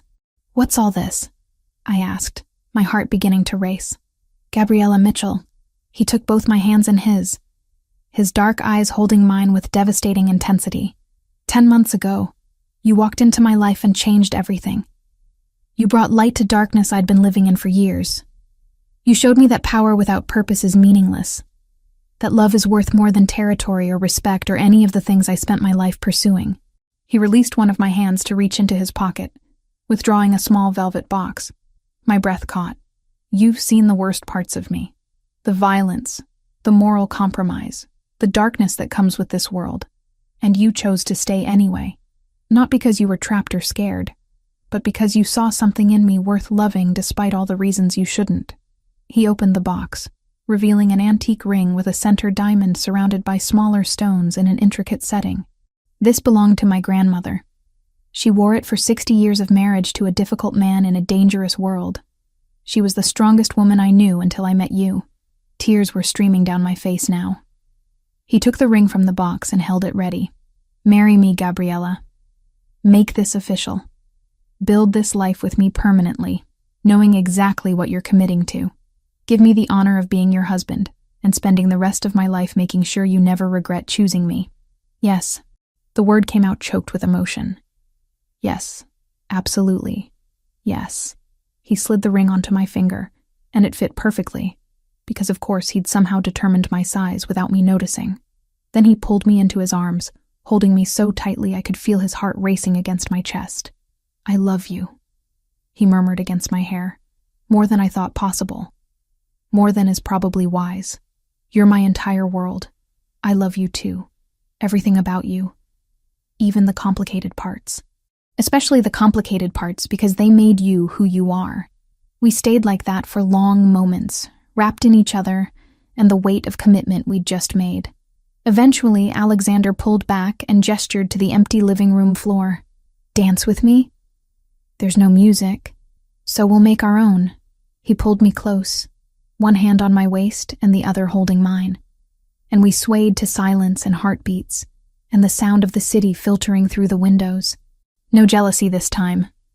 No interruptions from capos or business emergencies.